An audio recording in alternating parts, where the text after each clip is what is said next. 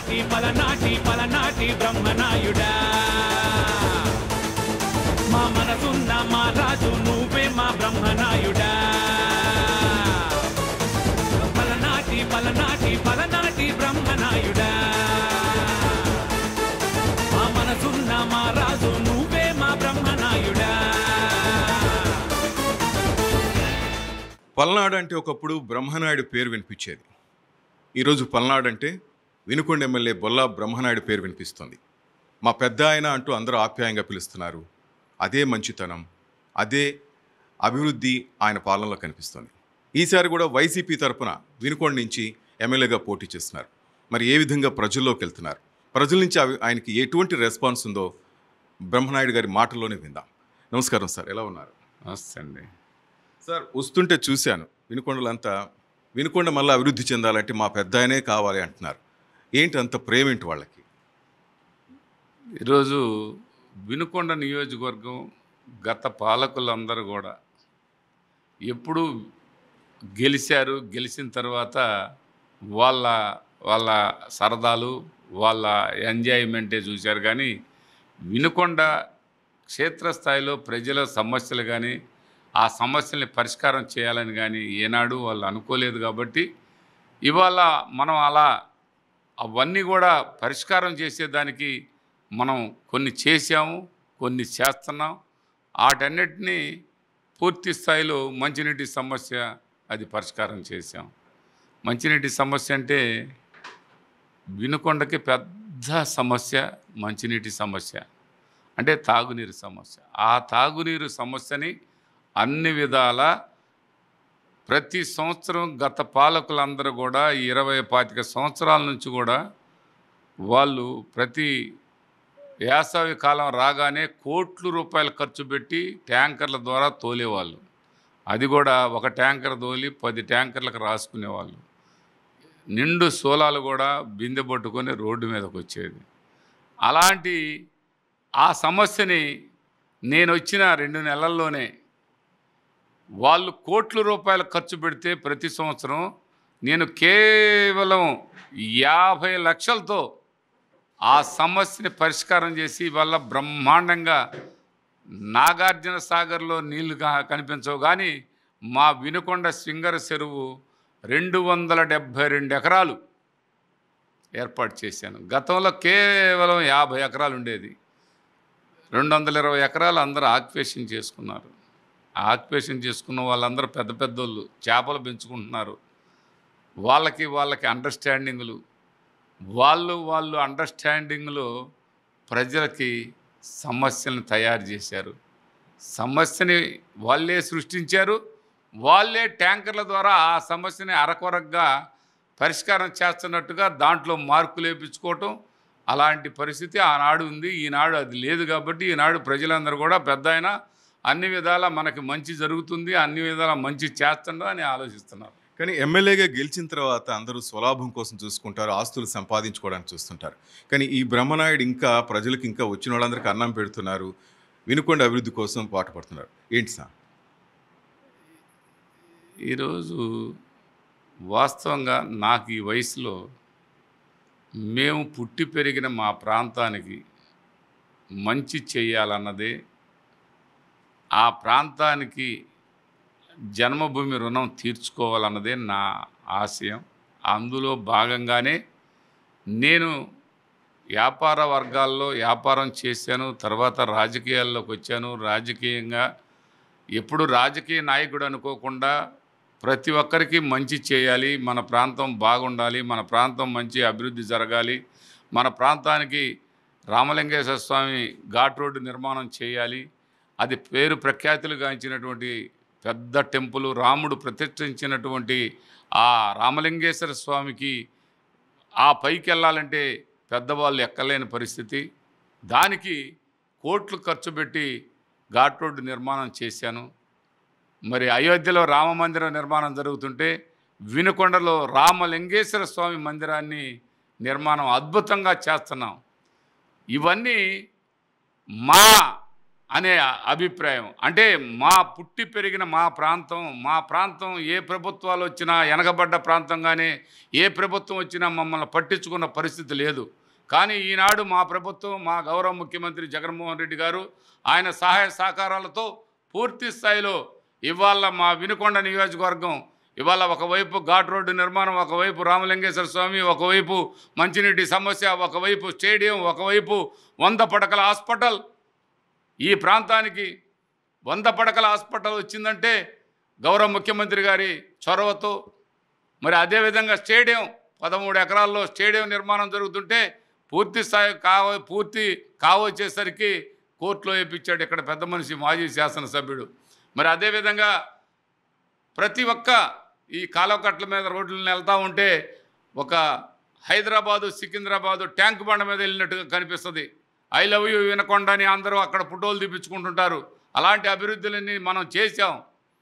ఇక్కడ walking track వేయాలా అని అనుకున్న పరిస్థితుల్లో అక్కడ చెరువుగా 6 ఎకరాలు ఆక్యుపేషన్ చేస్తుంటే అది చెరువు వేసి ఆ చెరువు చుట్టూ దానికి మెస్ చేసి దానికి వాకింగ్ ట్రాక్ వేసి అద్భుతంగా ఇవాళ అక్కడ చూస్తుంటే అర్థమైంది. అలాంటివన్నీ కూడా ఈ వినుకొండకు చేసాం. అండర్ ప్రాసెస్ బ్రిడ్జి ఒకవైపు చేసాం. ఇలాంటివన్నీ చేస్తున్నాం. ఇప్పుడు గురుకుల మైనారిటీ పాఠశాలకి ఒక దాదాపుగా 5 ఎకరాలలో గురుకుల మైనారిటీ పాఠశాల, అదేవిధంగా ఎస్టీలకి 5 ఎకరాల్లో పాఠశాల భవనం కూడా నిర్మాణం కావచ్చింది. అదేవిధంగా ఫస్ట్ వర్డ్ స్కూలు 2 ఎకరాల్లో నిర్మాణం చేసి స్కూల్ని బ్రహ్మాండంగా చేసాం. అదేవిధంగా ఈపూర్లో 10 కోట్లతో హాస్పిటల్ బ్రహ్మాండంగా నిర్మాణం చేసాం 10 కోట్లతో. అదే ఈపూర్లో మండల ఆఫీసు 1 కోటి రూపాయలతో నిర్మాణం చేసాం. ఇలా చెప్పుకుంటూ పోతే నూజెండ్ల మండలం 2 బ్రిడ్జిలు గుండ్ల మీద నిర్మాణం జరుగుతుంది. ఇలాంటి అభివృద్ధి కార్యక్రమాలన్నీ కూడా వినుకొండలో జరుగుతున్నాయి. ఇవాళ అందుకే వినుకొండ పట్టణం అన్ని విధాల పూర్తి స్థాయిలో శరవేగంగా అభివృద్ధి జరిగిందంటే ఈనాటి ఈ ప్రభుత్వంలోని ఈ సందర్భంగా తెలియపరుచుకుంటూ ఈ ప్రజలందరికీ ఇంకొక మాట ఏంటంటే అన్నీ కొంచెం మిగిలి ఉన్నాయి. ఈ ఒక్కసారి నాకు అవకాశం ఇచ్చి మరోవైపు మన ఎంపీ మంచి మనసు మంచి భావాలు కలిగినటువంటి అనిల్ కుమార్ యాదవ్ గారు ఎంపీగా పోటీ చేస్తున్నారు. నేను ఎమ్మెల్యేగా పోటీ చేస్తున్నాను. మా ఇద్దరికి కూడా సహాయం చేస్తే ఆ కొత్త పనులు కూడా పూర్తి చేసుకుంటామని ఈ సందర్భంగా తెలియపరచుకుంటారు. జగన్ గారు దాదాపు అందరినీ మారుస్తున్నారు అన్ని నియోజకవర్గాలు, అక్కడి నుంచి ఇక్కడికి కానీ ఎందుకని బొల్లా బ్రహ్మనాయుడిని టచ్ చేయలేదు? మాకున్నటువంటి ఒక మంచి గుర్తింపు గౌరవం అని చెప్పుకునే దానికంటే కూడా నేను ఎప్పుడూ ప్రజల మధ్యలోనే ఉంటున్నాను. ఆయన చెప్పిన విధంగా నేను కూడా పూర్తి స్థాయిలో గడప గడపకి ఈ నియోజకవర్గం 5 మండలాలు టౌను 200 రోజులు తిరిగాను. మొత్తం పూర్తి చేశాను. 200 రోజులు ప్రతి గడప టచ్ చేశాను. ప్రతి అక్కని పలకరించాను, ప్రతి అవ్వని పలకరించాను, ప్రతి తాతని పలకరించాను, ప్రతి తమ్ముడిని పలకరించాను, ప్రతి చెల్లెల్ని పలకరించాను. ఇలా ప్రతి గ్రామంలో ఉన్న సమస్యల్ని తెలుసుకున్నాను, వాటిని పరిష్కారము చేశాను. ప్రతి గ్రామం కొంతమందికి ఎల్లలో తెలియవు, ఏ గ్రామం ఎక్కడుందో తెలియదు. 10 సంవత్సరాల గతంలో ఎమ్మెల్యేగా చేసినటువంటి వాళ్ళు చెప్పుకునేది ఒక్కటి, కేవలం ఒక్కటంటే ఒక్కటి చేశాడేమో మీరు అడగండి. ఆయన చేసిన పని ఏంటో చెప్పమనండి. ఇది ఒకటి.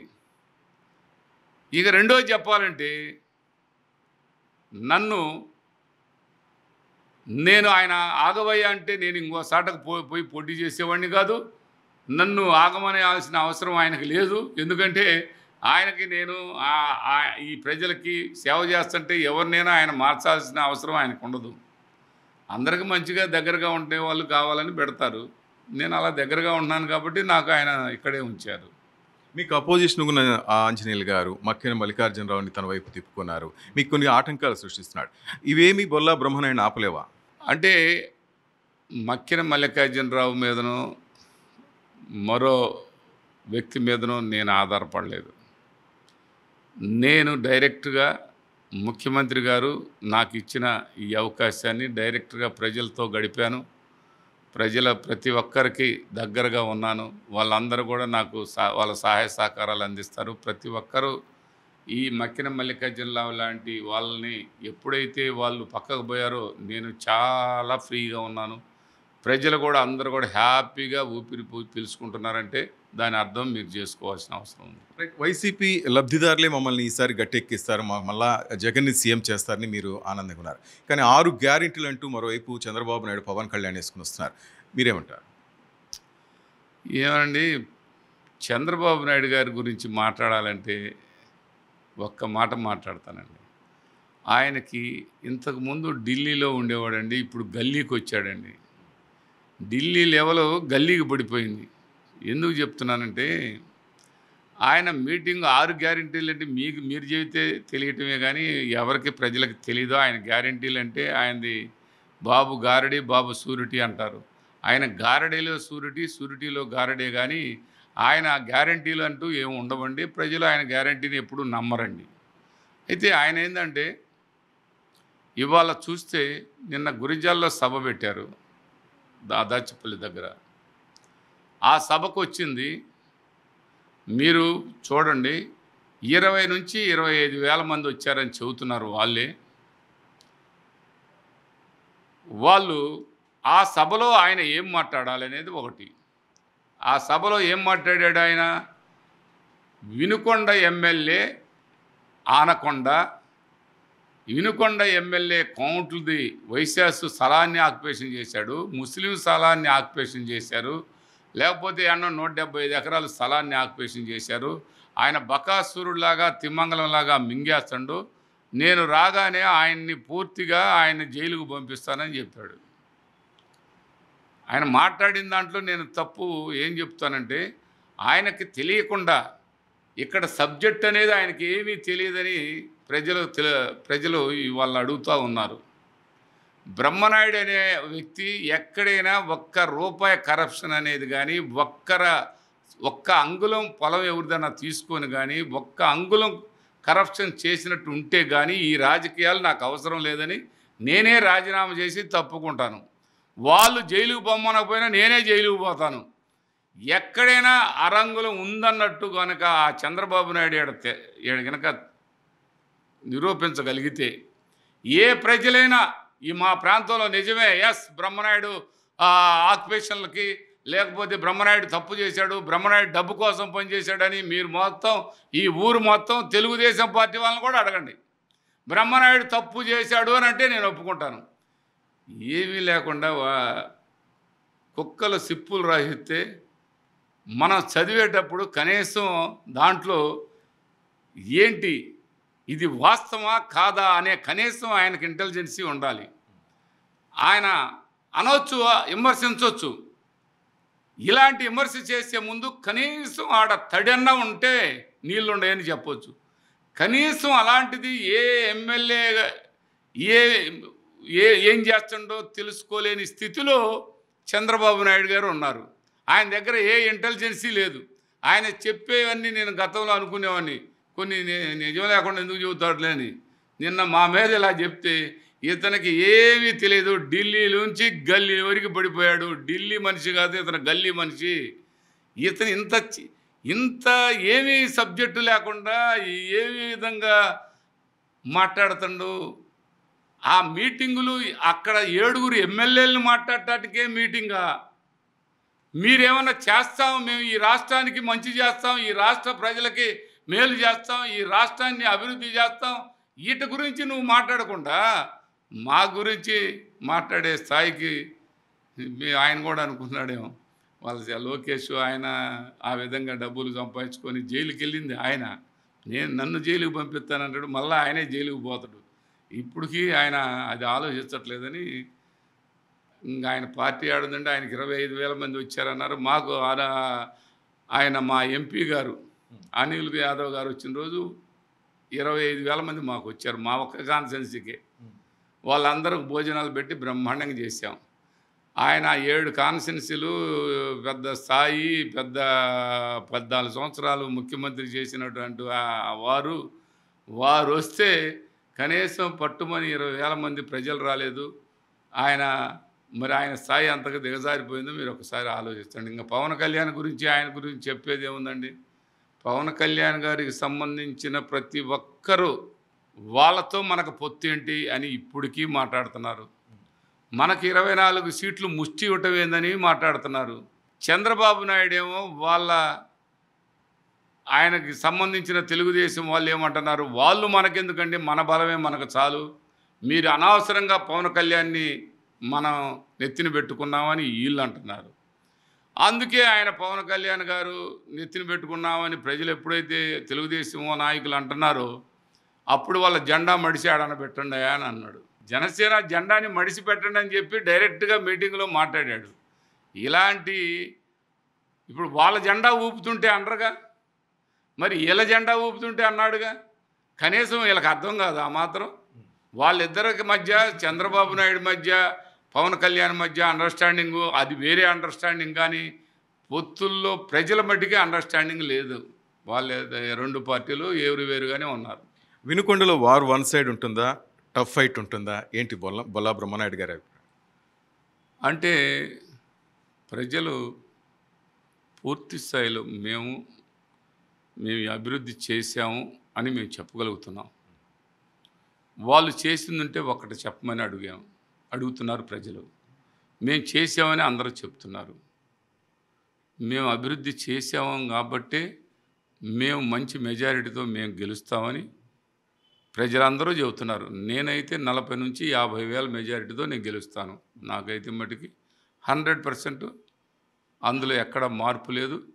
ఆ విధంగా మేము గెలుస్తాం. ఎందుకు జగన్ గారి నాయకత్వం మీద మీకు అంత నమ్మకం? ఎందుకు ఆయన ఫాలో అవుతున్నారు? ఇవాళ ఒక క్లారిటీ, ఒక మాట చెప్తే మాటకి కమిట్మెంట్గా ఉండే నాయకుడే జగన్మోహన్ రెడ్డి గారు. నేను జగన్మోహన్ రెడ్డి గారితో నేను ఒకటే, ఆయన చేసిన పనులు, ఆయన చేస్తున్నటువంటి పనులు ప్రతి పేదవాడికి హక్కును చేర్చుకొని పేదవాళ్ళందరికీ ఒక పరిపాలనలో వాళ్ళని భాగస్వాములను చేసి పేదవాళ్ళలో కూడా వాళ్ళకి మంచి స్థానం కల్పించి, వాళ్ళకి భరోసా కల్పించి, పేదవాళ్ళందరికీ మంచి విద్య, మంచి వైద్యం అన్ని విధాల వాళ్ళకి అందించాలన్నదే ఆయన ఆలోచనలో భాగం. ఇవాళ ప్రతి ఊర్లో ఒక కొత్త పరిపాలన విధానాలు, గ్రామ పరిపాలన కేంద్రాలు, మరి అదేవిధంగా హెల్త్ సెంటర్లు, అదేవిధంగా రైతు భరోసా కేంద్రాలు, ఇది ఒక కొత్త యుగం. ఇక ఆయన్ని మనం నమ్మటం అంటే అసలు నేను కాదండి, క్షేత్రస్థాయిలో ఉన్న ప్రతి ఓటరు, ప్రతి వ్యక్తి ఇవాళ మీరు అనుకునే విధానం వేరు, ఇక్కడ ప్రజల్లో ఉన్న విధానం వేరు. ప్రతి ఒక్కరూ జగన్మోహన్ రెడ్డి గారు ఆయనకు ఓటేయాలి. ఏమయ్యా ఏంటయ్యా నేనున్నా కదా, నేను ఓటు ఎవరికి వేస్తావయ్యా అని నేను అడిగితే జగన్ గారికే కదండి అని అంటాడు. అంటే ఆయనకున్నది నాకు కూడా అలాగే ఉంది. మేము ఎవరికయ్యా అంటే మేము జగన్ గారికయ్యా అంటాం. అంటే ప్రజలందరూ కూడా జగన్ అనే ఒక ముఖ్యమంత్రి గారు ప్రజల గుండెల్లో నిండిపోయినటువంటి వ్యక్తి మీద ప్రతి ఒక్కరికి ప్రేమ ఉంటుంది. అలాగే నాకు కూడా ప్రేమ ఉంది. కానీ అవతల కూడా అదే సామాజిక వర్గం నేత ఉన్నాడు, ఆయన కూడా ఆర్థికంగా బలంగా ఉన్నాడు. మరి ఎదుర్కోగలరా మీరు? అంటే ఇక్కడ ఉన్న మాకు ప్రత్యర్థి గతంలో ఎదుర్కోగలిగినాను. ఇప్పుడు ఆయన ఎదుర్కొనే అంత పరిస్థితి ఏం కాదండి. ఎదుర్కోవటం అంటే ఒకటి, మనం మనస్ఫూర్తిగా మంచి చేసి ఉంటే ప్రజలు కూడా మనకు మంచి చేస్తారు. ఈ ప్రాంతం నేను వచ్చిన తర్వాత అన్ని విధాల ఈ ప్రాంతం అభివృద్ధి జరిగింది కాబట్టి ప్రజలు నాకు ఓటేస్తారు, ప్రజలు నాకు మంచి స్థాయినిస్తారు. అందులో ఎట్టి పరిస్థితుల్లో సందేహం లేదు. ఈయన అన్నది పక్కన పెట్టండి, ఎవరన్నది కాదు. మనం క్లారిటీగా ఉన్నామా లేదా? మేము క్లారిటీగా ఉన్నాం. మేము ఎక్కడ తప్పు చేయలేదు. ప్రజల్ని ఎక్కడ కూడా వాళ్ళని ప్రేమించాం, అభిమానించాం. వాళ్ళని అన్ని విధాల నా కుటుంబ సభ్యుల్లా భావించాను. ప్రతి బిడ్డ మా మనవళ్ళు మనవరాళ్ళుగా మా బిడ్డల్ని భావించాం. ఆ విధంగా ఆయన తినాలా మాది తినాలా అన్నదానికంటే కూడా ప్రజలు అందరూ మనవాళ్ళే, అన్ని కులాలు మనయే, అన్ని మతాలు మనయే, ఈ ప్రాంతం అంతా మనదే. ఈ ప్రాంతం అంతా మనం పుట్టి పెరిగిన మన ప్రాంతానికి మనం జన్మభూమిలో రుణం తీర్చుకోవాలని అనుకోవాలి, కానీ ఎదుటోడు ఎవరు అన్నది మాకు అనవసరం. మేము మంచి చేస్తున్నాం, మంచి చేయాలనుకుంటున్నాం. నేను రేపు వచ్చినాక కూడా ఈ ప్రాంతం ఇంకా మంచి ఉన్నత స్థాయికి వినుకొండ నియోజకవర్గం అంటే ఈ రాష్ట్రంలోనే మోడల్ నియోజకవర్గంగా ఉండాలా అన్నదే నా ఆశయం. నా ఆశయానికి దేవుడు ఇటు మా ముఖ్యమంత్రి నాకు అవకాశం కల్పిస్తారు, ప్రజలు కూడా నన్ను దీవిస్తారని. పార్టీలకు అతీతంగా, మతాలకు అతీతంగా మీరు చెప్తున్నట్టుగా అభిమానులు కూడా చాలామంది, అప్పట్లో మీరు ప్రజారాజ్యంలో ఉన్నారు, అదే చిరంజీవి అభిమానులు ఈ రోజుకి మిమ్మల్ని అభిమానిస్తున్నారు. తెలుగుదేశం పార్టీ అభిమానులు కూడా మీ వైపు చాలామంది చూస్తూ ఉంటారు. ఎందుకు, ఏం కారణం చేత బ్రహ్మనాయుడిని ఎంత అభిమానిస్తున్నారు? ఎవరైనా సరేనండి, ఒకటి పార్టీ చిరంజీవి గారి అభిప్రాయాలు, ఆ రోజు నాకు చీట్ ఇచ్చినటువంటి పరిస్థితి, నేను ఆయన ఫ్యాన్ అన్న సంగతి అందరికీ తెలుసు. చిరంజీవి గారంటే నాకు ఇష్టమే, కానీ రాజకీయాల్లో ఆయన అవకాశం కల్పించాడు. నేను రాజకీయాల్లోకి వచ్చాను. ఆయన నన్ను ఎప్పుడూ మంచిగానే పలకరిస్తాడు, మంచిగానే నీ ఇష్టం ఎలా ఉంటే అలా మంచి నిర్ణయాలు తీసుకుంటావు నువ్వు అని చెప్తాడు. ఆయన మీద ప్రేమ ఉన్నమాట వాస్తవం. ఆయనకు కూడా నువ్వు ఆ పార్టీ ఉండు, ఈ పార్టీ ఉండు అనేటి అట్లాంటి సలహాలు మనకివ్వడు. ఆయన మంచిగా ఉన్నావు, మంచిగా ఉంది అని అంటాడు. ఆయనతోటి నాకు ఆ విధంగా ఉంటుంది. ఇటు మా తెలుగుదేశం పార్టీ వాళ్ళు అని అంటే, ఇక్కడ తెలుగుదేశం పార్టీ వాళ్ళు వైఎస్ఆర్ కాంగ్రెస్ పార్టీ వాళ్ళని నేను ఎప్పుడు వాళ్ళని ఆ విధంగా చూడను. ఎవరన్నా మంచి జరగాలి, వాళ్ళకి ఈ ప్రాంతానికి మంచి జరగాలి, ఈ ప్రాంతంలో ఎవరి దగ్గర ఎవరు రియల్ ఎస్టేట్ చేసుకున్నా, ఎవరు ఏం చేసుకున్నా వాళ్ళని మా పర్మిషన్లు కావాలి, మమ్మల్ని కలవాలని మేము ఏనాడు ఎవరిని అడగం, ఎవరిని వాళ్ళు కలవాల్సిన అవసరం లేదు. గతంలో ఉన్న నాయకులు ఉన్నారు, వాళ్ళు ఏదైనా మీటింగ్ పెడితే ఉప్పు పంపించాలా, చింతపండు పంపించాలా, బెల్లం పంపించాలా, కందిపప్పు పంపించాలా, బియ్యం పంపించాలా, వాళ్ళకి స్టేజీ పంపించాలా, ఇవన్నీ అనుకుంటారు. మేము ఎవరిని మేము ఆశించే వాళ్ళం కాదు. ఆ పార్టీ అయినైనా, ఈ పార్టీ అయినైనా, ఇంకొక వ్యాపారస్తునైనా మేము ఎక్కడ ఇబ్బంది పెట్టేవాళ్ళం కాదు. వ్యాపారస్తులు అందరూ కూడా గుండె మీద చేసుకొని మీరు ఏ బజార్కి వెళ్ళినా ఎప్పుడైనా బ్రహ్మనాయుడు గారు ఏంటంటే ఆయన ఎవరి జోలి రాడు, ఎవరిని ఏమి సహాయం అడగడు. ఆయన సహాయం చేయటమే కానీ ఆయన సహాయం చేయించుకునే పరిస్థితిలో ఉండడు. ఆయన మంచి చేస్తాడు, ప్రజలకి మంచి చేసే ఉద్దేశంలోనే ఆయన ఉన్నాడని చెప్తారు. చివరిగా సార్, వినుకొండ ప్రజలు మరలా ఎందుకు బ్రహ్మనాయుడు గారికి ఓటు వేయాలి, ఎందుకు గెలిపించుకోవాలి, ఇంకా ఏమేమి పనులు మీరు చేయాలనుకుంటున్నారు? ఈరోజు 100 పడకల హాస్పిటల్ నాబార్డు నుంచి మొత్తం కూడా ఫండ్స్ వచ్చినాయి, శాంక్షన్ అయింది, టెండర్ పిలిచారు, ఇవన్నీ పూర్తిగా పని జరుగుతూ ఉంది.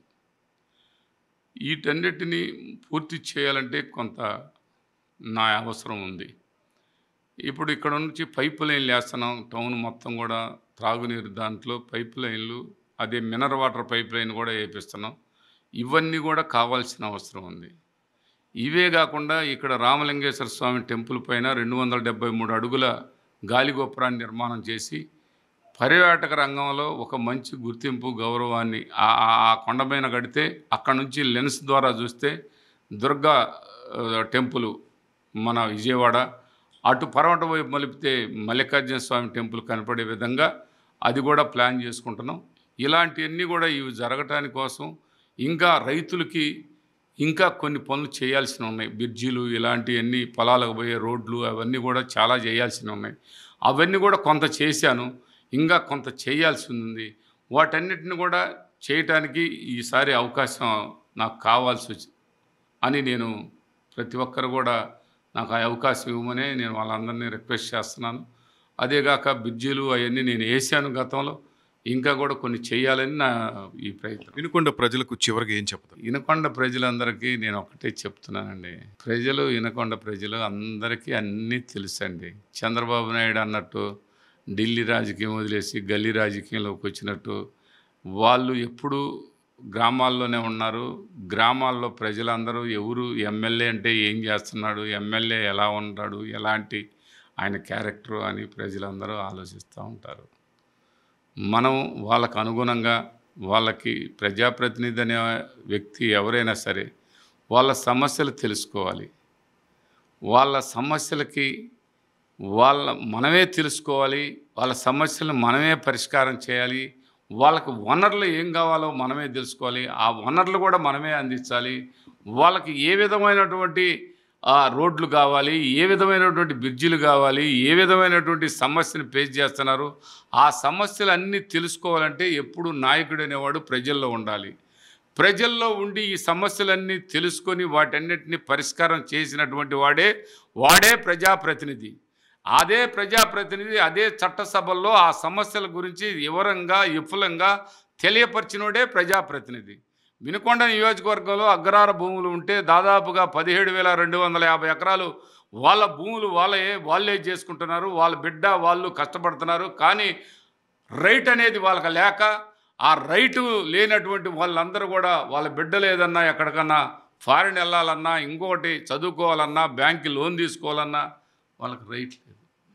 అలాంటి వాళ్ళకి అసెంబ్లీలో మాట్లాడి మీరు మాకున్నటువంటి అగ్రహార భూములు అని చెప్పి అవి వాస్తవంగా వాళ్ళ భూములే అవి, మీరు సర్వే చేసి ఆ భూములు వాళ్ళకి అవకాశం, వాళ్ళకి హక్కులు అన్ని విధాలా కల్పించాలని చట్టసభలో 4 సార్లు మాట్లాడినటువంటి వ్యక్తిని నేనని. ఆ మాట్లాడటమే కాదు, ఆ సర్వే కూడా మొత్తం అయిపోయింది. దాన్ని కూడా ఇంకా ఫైనల్గా CCLకి వెళ్ళింది. అవి వస్తే 17,250 ఎకరాలు ఆ సమస్య కూడా పరిష్కారం అయింది. ఇదే నాయకుడు అంటే. ప్రజల సమస్యలు, ప్రజల అవసరాలు, ప్రజల కష్టాలు, ప్రజలకి ఏం కావాలి, ఎలాంటి వనరులు కావాలి అని తెలుసుకోగలిగిన వాడే చట్టసభలో మాట్లాడగలుగుతారని మరొకసారి మీకు ఈ సందర్భంగా తెలియపరుస్తాను. Right. Good luck and all the best sir. ఈసారి కూడా మంచి మెజారిటీతో మీరు గెలవాలని మనస్ఫూర్తిగా కోరుకున్నాను sir. All the best. Thank you very much. Right, that's all for now. Keep watching news 360. నిజం ఆలోచన మారుస్తుంది. రైట్, మా మనసున్న మా